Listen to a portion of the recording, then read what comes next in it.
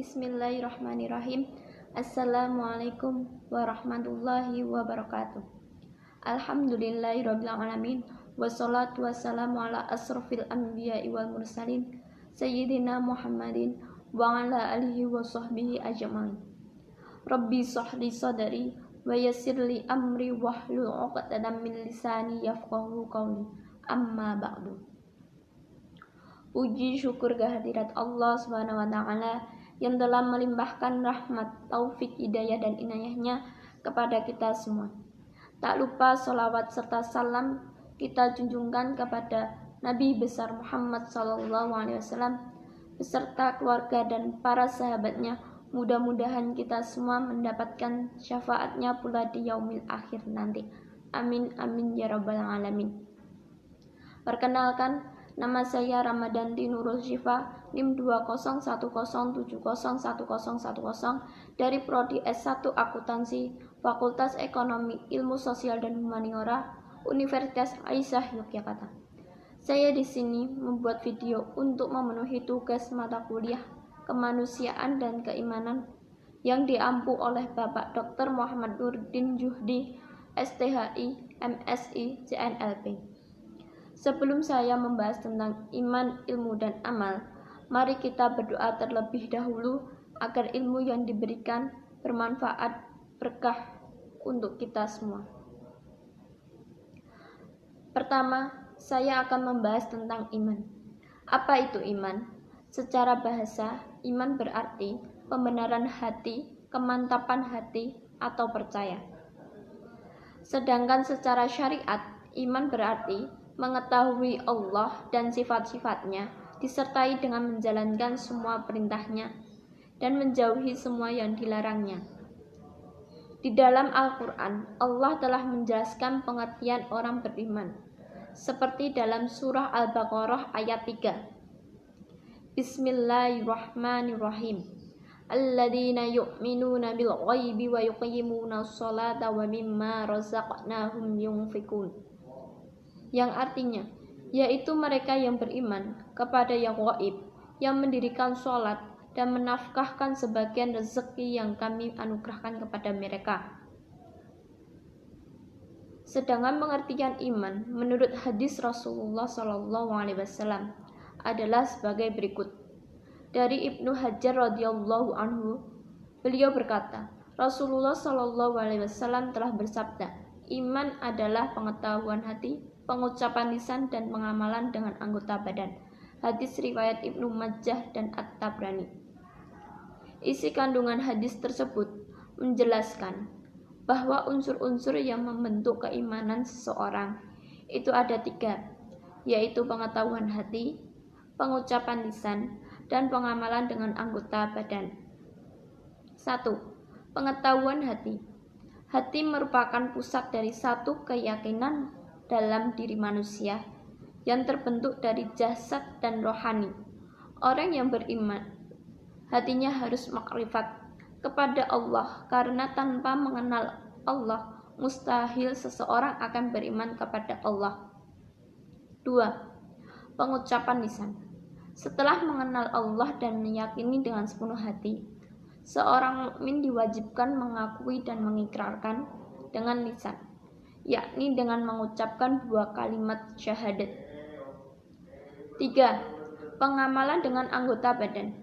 Amal merupakan unsur dari iman, seperti perkataan Imam Ibnu Abdil Bar.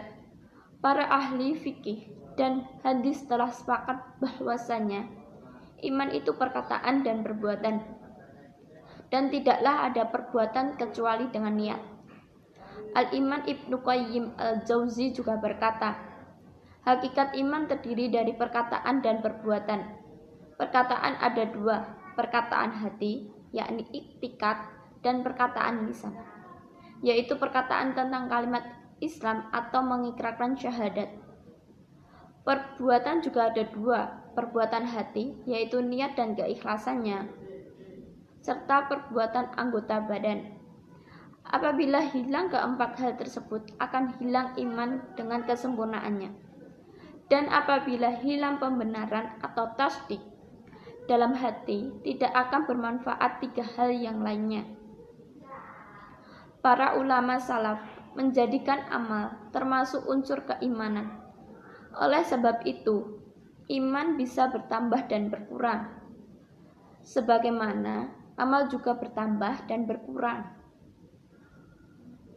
Kedua, saya akan membahas tentang ilmu. Apa itu ilmu? Ilmu merupakan kata yang berasal dari bahasa Arab. Ilmu, yang berarti tahu atau mengetahui. Ilmu menempati kedudukan yang sangat penting dalam ajaran Islam. Hal ini terlihat dari banyaknya ayat Al-Quran yang memandang orang berilmu dalam posisi yang tinggi dan mulia di samping hadis. Nabi yang banyak memberi dorongan bagi umatnya untuk turut menuntut ilmu. Allah Subhanahu wa Ta'ala berfirman dalam Al-Quran yang artinya Allah meninggikan beberapa derajat atau tingkatan orang yang beriman di antara kamu dan orang yang berilmu, diberi ilmu pengetahuan, dan Allah Maha mengetahui apa yang kamu kerjakan. Di samping ayat-ayat Al-Quran yang memposisikan ilmu dan orang berilmu sangat istimewa, Al-Quran juga mendorong umat Islam untuk berdoa agar ditambah ilmu. Dalam hubungan inilah konsep membaca sebagai salah satu wahana menambah ilmu menjadi sangat penting. Dan Islam telah sejak awal menekankan pentingnya membaca. Sebagaimana terlihat dari firman Allah yang pertama diturunkan yaitu surah Al-Alaq ayat 1-5. Bismillahirrahmanirrahim. Iqra' bismi rabbikal ladzi khalaq. Khalaqal insana min 'alaq. Iqra' wa rabbukal akram. Alladzi 'allama bil qalam. 'Allamal insana ma lam ya'lam. Yang artinya, bacalah dengan menyebut nama Tuhanmu yang menciptakan. Dia telah menciptakan manusia dari segumpal darah. Bacalah, dan Tuhanmu lah yang maha pemurah, yang mengajar manusia dengan perantara kalam. Dia mengajar kepada manusia apa yang tidak diketahuinya. Keutamaan ilmu ada 7, yaitu 1. Ilmu menyebabkan dimudahkan jalan menuju surga. Hal ini sebagaimana ditunjukkan oleh hadis Abu Hurairah radhiyallahu anhu. Rasulullah shallallahu alaihi wasallam bersabda, barang siapa menelusuri jalan untuk mencari ilmu padanya, Allah akan memudahkan baginya jalan menuju surga. Hadis riwayat Muslim. 2. Ilmu adalah warisan para nabi. Hal ini sebagaimana dinyatakan oleh hadis. Para ulama adalah pewaris para nabi. Sesungguhnya para nabi tidak mewariskan dinar atau dirham, tetapi mewariskan ilmu. Maka dari itu, barang siapa mengambilnya, ia telah mengambil bagian yang cukup. Hadis riwayat Abu Dawud, At-Tirmizi, dan Ibnu Majah. Dinyatakan sahih oleh Asy-Syaikh Al-Albani dalam Shahihul Jami' nomor 6297. 3. Ilmu akan kekal dan akan bermanfaat bagi pemiliknya, walaupun dia telah meninggal. Disebutkan dalam hadis, jika seorang manusia meninggal, terputuslah amalnya, kecuali dari 3 hal: sedekah jariyah, ilmu yang bermanfaat, atau anak solih yang berdoa untuknya. Hadis riwayat Muslim. 4. Allah tidak memerintahkan nabinya meminta tambahan apapun selain ilmu. Allah berfirman, dan katakanlah, wahai Rabbku, tambahkanlah kepadaku ilmu. Surah Toha ayat 114. 5. Orang yang dipahamkan agama adalah orang yang dikehendaki kebaikan dari Muawiyah. Nabi SAW bersabda, barang siapa yang Allah kehendaki mendapatkan seluruh kebaikan, maka Allah akan memahamkan dia tentang agama. Hadis riwayat Bukhari nomor 7 dan Muslim nomor 1037. 6. Yang paling takut pada Allah adalah orang yang berilmu. Hal ini bisa direnungkan dalam ayat ini yang artinya, sesungguhnya yang takut kepada Allah di antara hamba-hambanya hanyalah ulama. Surat Fatir ayat 28. 7. Orang yang berilmu akan Allah angkat derajatnya. Allah Ta'ala berfirman, niscaya Allah akan meninggikan orang-orang yang beriman di antaramu dan orang-orang yang diberi ilmu pengetahuan beberapa derajat. Surah Al-Mujadilah ayat 11. Hubungan iman dan ilmu. Iman dan ilmu merupakan dua hal yang saling berkaitan dan mutlak adanya. Dengan ilmu, keimanan kita akan lebih mantap. Sebaliknya dengan iman, orang yang berilmu dapat terkontrol dari sifat sombong dan menggunakan ilmunya untuk kepentingan pribadi, bahkan untuk membuat kerusakan. Ketiga, saya akan membahas tentang amal. Apa itu amal? Kata amal bermakna suatu perbuatan dapat dilihat dari segi yang baik atau buruk. Dari segi yang baik digandengkan dengan syariat.